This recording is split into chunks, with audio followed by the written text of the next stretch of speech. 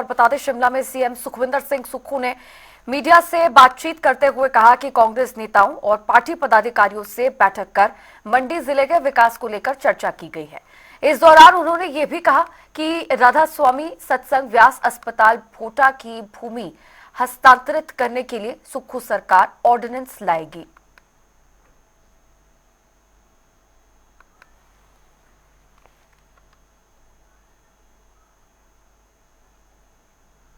ये जो जितने भी हमारे कंटेस्टेड कैंडिडेट हैं और हमारे विधायक साहब चंद्रशेखर जी है, पूर्व अध्यक्ष कौल सिंह ठाकुर जी है, पूर्व मंत्री प्रकाश सिंह चौधरी जी है, सभी लोग हमसे आज मिले और इंटरनल मीटिंग्स का एक दौर है। पहले हमने बिलासपुर की थी और अब मंडी के पदाधिकारियों की मीटिंग की है।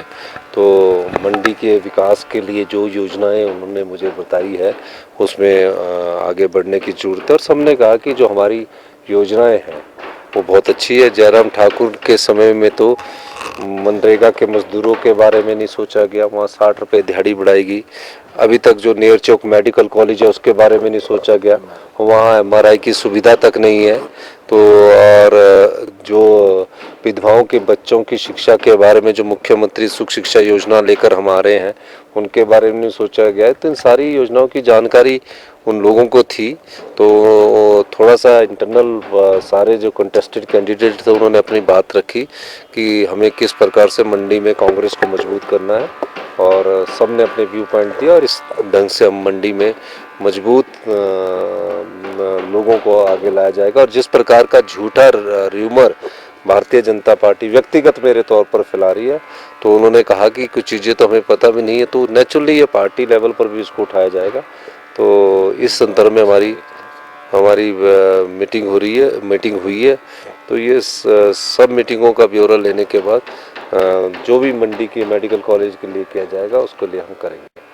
की जो लैंड है, भोटा हॉस्पिटल की जो लैंड है वो राधा स्वामी व्यास अपनी सिस्टर कंसर्न जो ऑर्गेनाइजेशन है उसको देना चाहती है। उसमें कुछ अड़चन 1972 का जो लैंड सीलिंग एक्ट है उसके तहत है, लेकिन हमारी सरकार ये विचार कर रही है, उसके लीगल एंगल को देख रही है। और क्योंकि वो चैरिटेबल हॉस्पिटल है, उसमें हमीरपुर के लोगों का जो इलाज है वो मुफ्त होता है और वो सिस्टर जो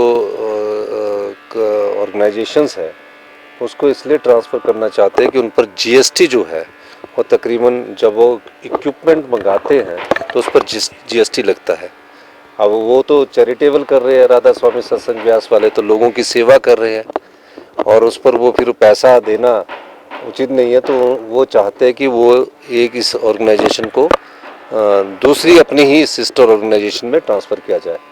तो हमने उस पर विचार किया है और हमारी सरकार उस विचार को गंभीरता से ले रही है और हम चाहते हैं कि राधा स्वामी सत्संग व्यास जैसी जो संस्थाएं हैं जो सेवा के माध्यम से जनता की सेवा कर रही है, तो उसमें कुछ लीगल एस्पेक्ट देखने के बाद इस लैंड सीलिंग एक्ट में कोई अगर प्रोविजंस किया जाएगा तो उसके लिए ऑर्डिनेंस लाने के लिए मैंने एक अधिकारियों की मीटिंग बुलाई है।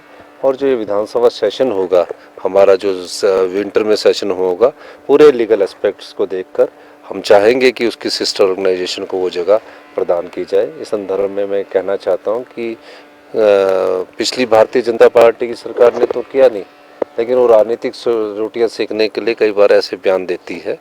तो हम सभी संस्थाएं जो हैं जो जन सेवा में लगी है उनके कल्याणकारी के लिए अगर हमें कोई कानून में थोड़ा बहुत परिवर्तन करना पड़ा तो हम उस कानून में परिवर्तन करने से भी पीछे नहीं हटेंगे।